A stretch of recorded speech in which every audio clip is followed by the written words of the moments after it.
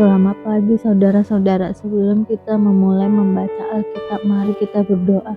Terima kasih Bapa, kami bersyukur pagi ini bisa bangun dengan tubuh yang sehat tanpa kurang apapun. Sebelum kami melakukan aktivitas hari ini, kami rindu untuk membaca Alkitab Tuhan, untuk melandasi hidup kami dengan kebenaran-Mu. Oleh sebab itu kami semakin hari semakin berkenan di hadapan-Mu Tuhan.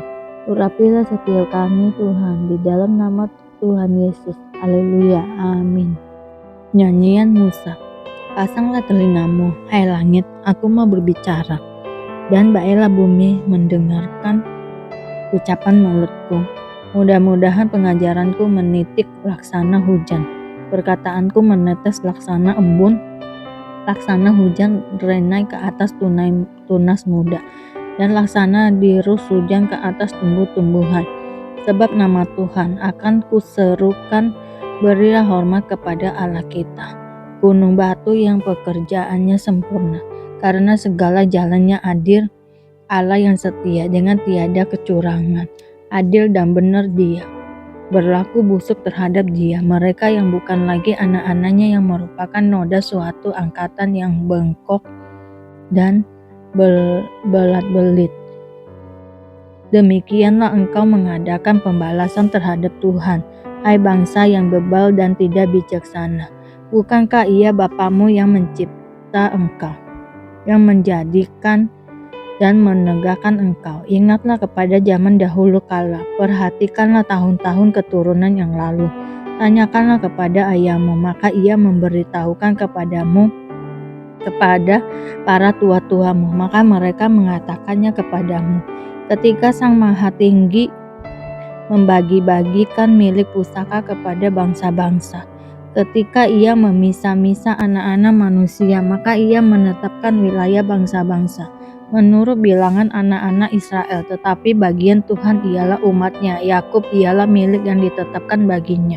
Didapatinya dia di suatu negeri di padang gurun, di tengah-tengah ketandusan dan auman padang belantara. Dikelilinginya dia dan diawasinya, dijaganya sebagai biji matanya. Laksana Raja Wali menggoyang bangkitkan isi sarangnya, melayang-layang di atas anak-anaknya, mengembangkan sayapnya menampung seekor, dan mendukungnya di atas kapaknya. Demikianlah Tuhan sendiri menuntun dia, dan tidak ada Allah asing menyertai dia. Dibuatnya dia berkendaraan mengatasi bukit-bukit di bumi, dan memakan hasil dari ladang. Dibuatnya dia mengisap madu dari bukit batu, dan minyak dari gunung batu yang keras, dadi dari lembu sapi dan susu kambing domba, dengan lemak anak-anak domba dan domba-domba jantan dari Basan, dan kambing-kambing jantan dengan gandum yang terbaik. Juga darah buah anggur yang berbuih engkau minum. Lalu menjadi gemuklah Yesurun dan menendang ke belakang. Bertambah gemuk engkau, gendut dan tambun, dan ia meninggalkan Allah yang telah menjadikan dia. Ia memandang rendah gunung batu keselamatannya. Mereka membangkitkan cemburunya dengan Allah asing. Mereka menimbulkan sakit hatinya dengan dewa kekejian. Mereka mempersembahkan korban kepada roh-roh jahat yang bukan Allah, kepada Allah yang tidak mereka kenal. Allah baru yang belum lama timbul, yang kepadanya nenek moyangmu tidak gentar. Gunung batu yang memperanakan engkau, telah kau lalaikan dan telah kau lupakan Allah yang melahirkan engkau. Ketika Tuhan melihat hal itu, maka Ia menolak mereka, karena Ia sakit hati oleh anak-anaknya, lelaki dan perempuan. Ia berfirman, aku hendak menyembunyikan wajahku terhadap mereka, dan melihat bagaimana kesudahan mereka, sebab mereka itu suatu angkatan yang bengkok, anak-anak yang tidak mempunyai kesetiaan. Mereka membangkitkan cemburuku dengan yang bukan Allah. Mereka menimbulkan sakit hatiku dengan berhala mereka.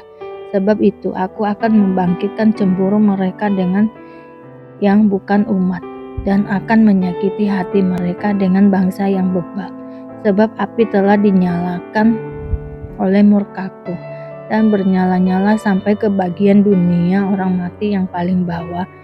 Api itu memakan bumi dengan hasilnya. dan menghanguskan dasar gunung-gunung. Aku akan menimbul malapetaka ke atas mereka. Seluruh anak panahku akan kutembakkan kepada mereka.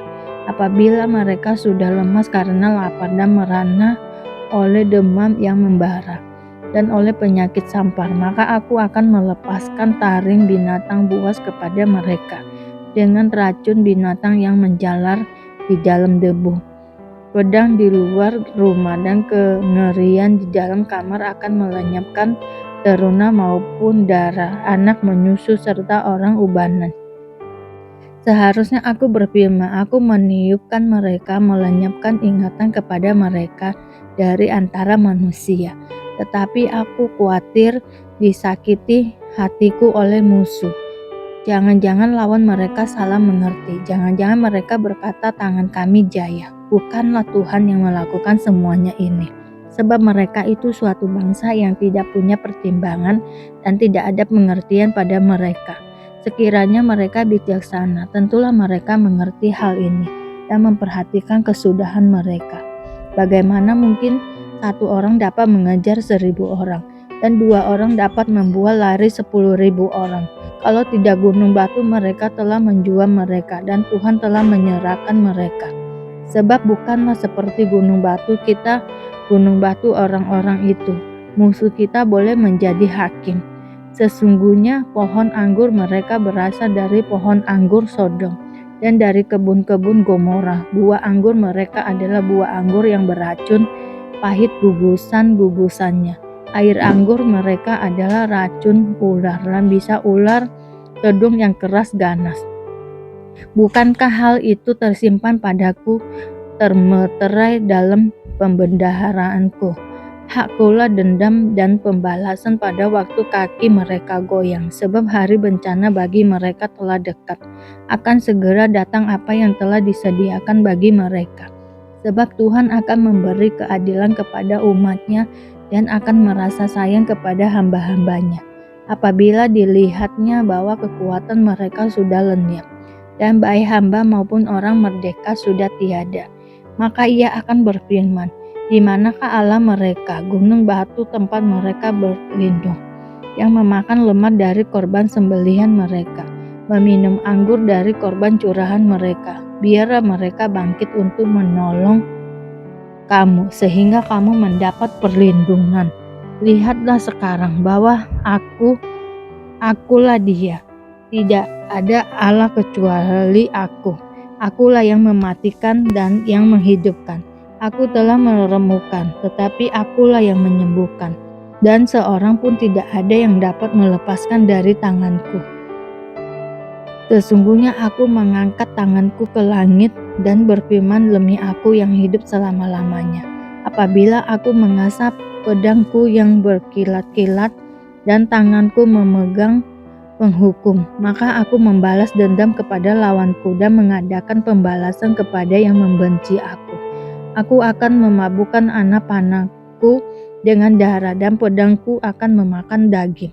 Darah orang-orang yang mati tertikam dan orang-orang yang tertawan dari kepala-kepala musuh yang berambut panjang.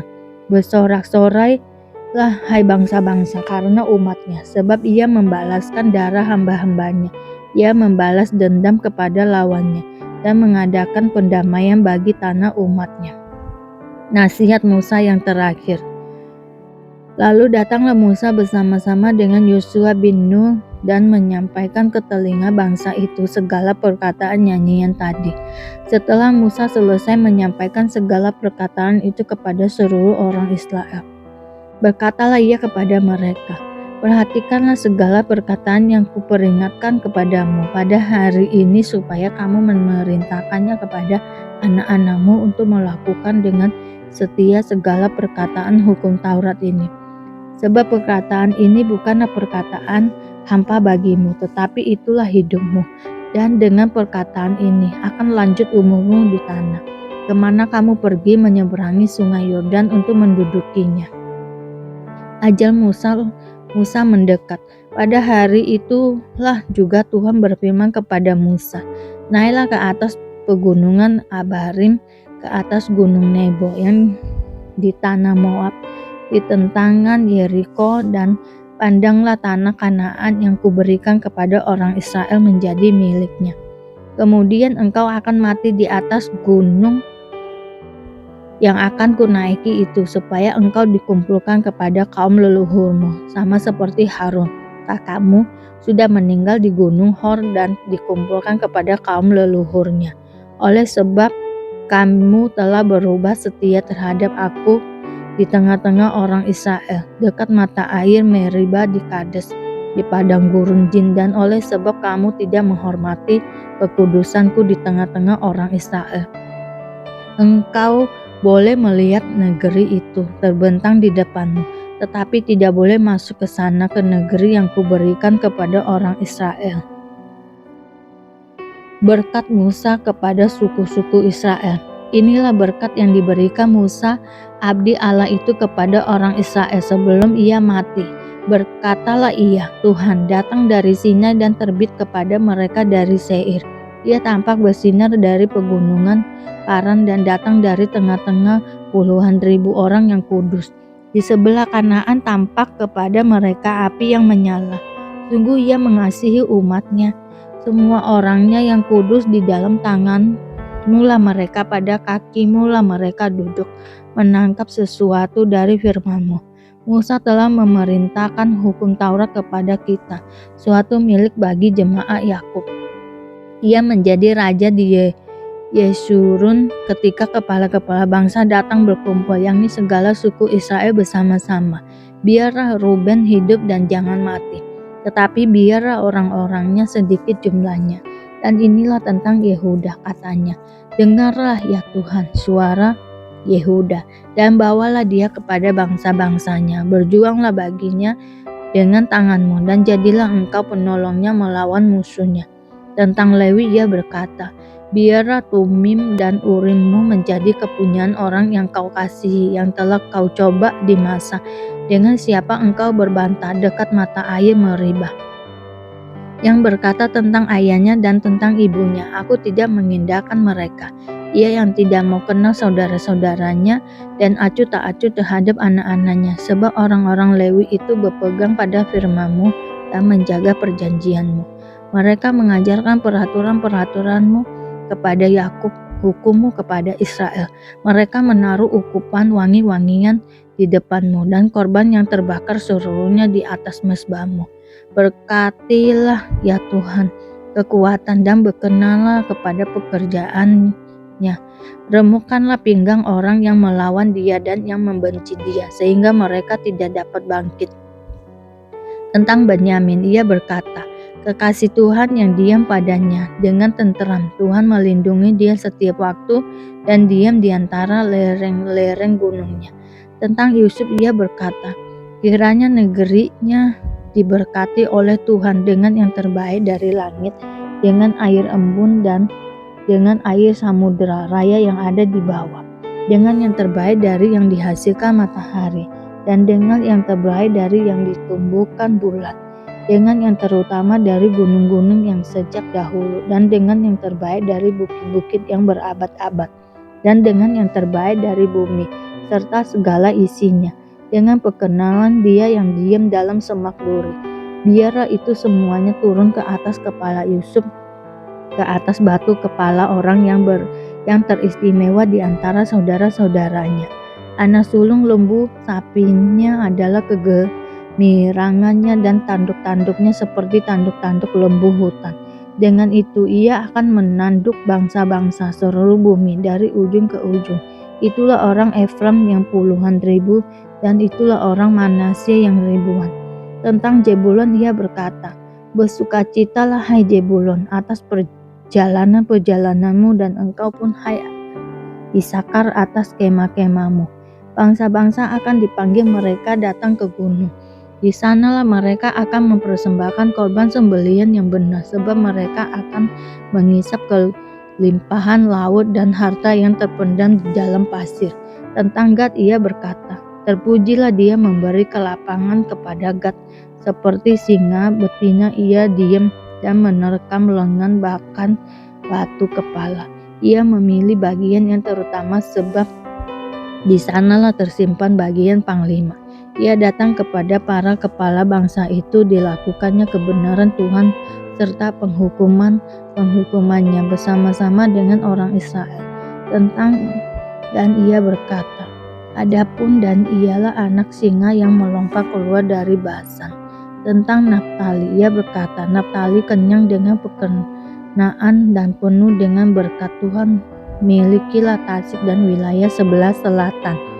Tentang Asyir, ia berkata, diberkatilah Asyir di antara anak-anak lelaki, biarlah ia disukai oleh saudara-saudaranya, dan biarlah ia mencelupkan kakinya ke dalam minyak.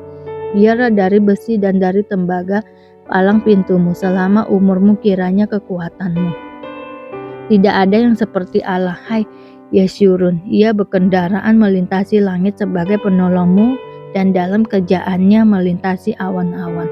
Allah yang abadi adalah tempat pelindunganmu, dan di bawahmu ada lengan-lengan yang kekal. Ia mengusir musuh dari depanmu dan berfirman, punahkanlah. Maka Israel diam dengan tenteram, dan sumber Yakub diam tidak terganggu di dalam suatu negeri yang ada gandum dan anggur. Bahkan langitnya menitikkan embun. Berbahagialah engkau, hai Israel. Siapakah yang sama dengan engkau, suatu bangsa yang diselamatkan oleh Tuhan, perisai pertolongan dan pedang kerjaanmu. Sebab itu musuhmu akan tunduk menjilat kepadamu, dan engkau akan berjejak di bukit-bukit mereka. Kematian Musa. Kemudian naiklah Musa dari dataran Moab ke atas gunung Nebo, yakni ke atas puncak Pisgah, yang di tentangan Yeriko. Lalu Tuhan memperlihatkan kepadanya seluruh negeri itu, daerah Gilead sampai ke kota Dan, seluruh Naftali, tanah Efraim dan Manasye, seluruh tanah Yehuda sampai laut sebelah barat, tanah Negeb dan lembah Yordan, lembah Yeriko, kota pohon korma itu sampai Joar. Dan berfirmanlah Tuhan kepadanya, inilah negeri yang kujanjikan dengan sumpah kepada Abraham, Ishak dan Yakub. Demikian kepada keturunanmu lah akan kuberikan negeri itu. Aku mengizinkan engkau melihatnya dengan matamu sendiri, tetapi engkau tidak akan menyeberang ke sana. Lalu matilah Musa hamba Tuhan itu di sana di tanah Moab sesuai dengan firman Tuhan, dan dikuburkannya lah dia di situ di suatu lembah di tanah Moab di tentangan Bet-peor, dan tidak ada orang yang tahu kuburnya sampai hari ini. Musa berumur 120 tahun ketika ia mati, matanya belum kabur dan kekuatannya belum hilang. Orang Israel menangisi Musa di dataran Moab 30 hari lamanya. Maka berakhirlah hari-hari tangis perkabungan karena Musa itu. Dan Yosua bin Nun penuh dengan roh kebijaksanaan, sebab Musa telah meletakkan tangannya ke atasnya. Sebab itu orang Israel mendengarkan dia dan melakukan seperti yang diperintahkan Tuhan kepada Musa. Seperti Musa yang dikenal Tuhan dengan berhadapan muka. Tidak ada lagi nabi yang bangkit di antara orang Israel. Dalam hal segala tanda dan mujizat yang dilakukannya atas perintah Tuhan di tanah Mesir terhadap Firaun dan terhadap semua pegawainya dan seluruh negerinya, dan dalam hal segala perbuatan kekuasaan dan segala kedahsyatan yang besar yang dilakukan Musa di depan seluruh orang Israel. Perempuan-perempuan yang melayani Yesus. Tidak lama sesudah itu Yesus berjalan berkelilingi dari kota ke kota dan dari desa ke desa, memberitakan Injil Kerajaan Allah. Ke-12 muridnya bersama-sama dengan dia, dan juga beberapa orang perempuan yang telah disembuhkan dari roh-roh jahat atau berbagai penyakit, yaitu Maria yang disebut Magdalena, yang telah dibebaskan dari 7 roh jahat, Yohana istri Guja, bendahara Herodes, Susana, dan banyak perempuan lain. Perempuan-perempuan ini melayani rombongan itu dengan kekayaan mereka. Perumpamaan tentang seorang penabur. Ketika orang banyak berbondong-bondong datang, yaitu orang-orang yang dari kota ke kota mengabungkan diri pada Yesus, berkatalah ia dalam suatu perumpamaan. Adalah seorang penabur keluar untuk menaburkan benihnya. Pada waktu ia menabur, sebagian benih itu jatuh di pinggir jalan, lalu diinjak orang dan burung-burung di udara memakannya sampai habis. Sebagian jatuh di tanah yang berbatu-batu, dan setelah tumbuh ia menjadi kering karena tidak mendapat air. Sebagian lagi jatuh di tengah semak duri, dan semak itu tumbuh bersama-sama dan menghimpitnya sampai mati. Dan sebagian jatuh di tanah yang baik, dan setelah tumbuh berbuah 100 kali lipat. Setelah berkata demikian, Yesus berseru, "Siapa mempunyai telinga untuk mendengar, hendaklah ia mendengar." Murid-muridnya bertanya kepadanya, "Apa maksud perumpamaan itu?" Lalu ia menjawab, "Kepadamu diberi karunia untuk mengetahui rahasia kerajaan Allah, tetapi kepada orang-orang lain hal itu diberitakan dalam perumpamaan, supaya sekalipun memandang, mereka tidak melihat, dan sekalipun mendengar, mereka tidak mengerti." Inilah arti perumpamaan itu. Benih itu ialah firman Allah. Yang jatuh di pinggir jalan ialah orang yang telah mendengarnya, kemudian datanglah iblis, lalu mengambil firman itu dari dalam hati mereka, supaya mereka jangan percaya dan diselamatkan. Yang jatuh di tanah yang berbatu-batu itu ialah orang yang setelah mendengar firman itu, menerimanya dengan gembira, tetapi mereka itu tidak berakar. Mereka percaya sebentar saja, dan dalam masa pencobaan mereka murtad. Yang jatuh dalam semak duri ialah orang yang telah mendengar firman itu, dan dalam pertumbuhan selanjutnya mereka terhimpit oleh kekhawatiran dan kekayaan dan kenikmatan hidup, sehingga mereka tidak menghasilkan buah yang matang. Yang jatuh di tanah yang baik ialah orang yang setelah mendengar firman itu, menyimpannya dalam hati yang baik dan mengeluarkan buah dalam ketekunan. Perumpamaan tentang pelita. Tidak ada orang yang menyalakan pelita lalu menutupinya dengan tempayan atau menempatkannya di bawah tempat tidur, tetapi ia menempatkannya di atas kaki Dian, supaya semua orang yang masuk ke dalam rumah dapat melihat cahayanya. Sebab tidak ada sesuatu yang tersembunyi yang tidak akan dinyatakan, dan tidak ada sesuatu yang rahasia yang tidak akan diketahui dan diumumkan. Karena itu, perhatikanlah cara kamu mendengar, karena siapa yang mempunyai, kepadanya akan diberi, tetapi siapa yang tidak mempunyai, daripadanya akan diambil juga apa yang dianggap apa adanya. Yesus dan sanak-sanak saudaranya. Ibu dan saudara-saudara Yesus datang kepadanya, tetapi mereka tidak dapat mencapai dia karena orang banyak. Orang memberitahukan kepadanya, "Ibumu dan saudara-saudaramu ada di luar dan ingin bertemu dengan engkau." Tetapi ia menjawab mereka, "Ibuku dan saudara-saudaraku ialah mereka yang mendengarkan firman Allah dan melakukannya."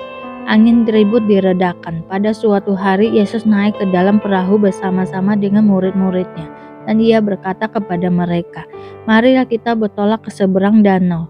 Lalu bertolaklah mereka. Dan ketika mereka sedang berlayar, Yesus tertidur. Sekonyong-konyong turunlah taufan ke danau, sehingga perahu itu kemasukan air dan mereka berada dalam bahaya. Maka datanglah murid-muridnya membangunkan dia, katanya, "Guru, Guru, kita binasa." Ia pun bangun, lalu menghardik angin dan air yang mengamuk itu, dan angin dan air itu pun reda dan danau itu menjadi teduh. Lalu katanya kepada mereka, "Di manakah kepercayaanmu?" Maka takutlah mereka dan heran. Lalu berkata seorang kepada yang lain, "Siapa gerangan orang ini, sehingga ia memberi perintah kepada angin dan air, dan mereka taat kepadanya." Terima kasih Bapa untuk hari ini, sehingga kami dapat membaca Alkitab-Mu Tuhan. Mari doa Bapa kami. Bapa kami yang di surga, dikuduskanlah nama-Mu, datanglah kerajaan-Mu, jadilah kehendak-Mu di bumi seperti di surga. Berikanlah kami pada hari ini makanan kami yang secukupnya, dan ampunilah kami akan kesalahan kami, seperti kami juga mengampuni orang yang bersalah kepada kami. Dan janganlah membawa kami ke dalam pencobaan, tetapi lepaskanlah kami daripada yang jahat, karena Engkaulah yang mempunyai kerajaan dan kuasa dan kemuliaan sampai selama-lamanya. Terima kasih Bapa. Kami selalu bersyukur atas apapun Tuhan berikan hidup kami. Engkau tidak pernah meninggalkan kami ya Bapa. Hidup kami akan senantiasa berkecukupan di dalam-Mu. Di dalam nama Tuhan Yesus kami berdoa dan mengucap syukur. Amin, amin, amin. Tuhan Yesus memberkati.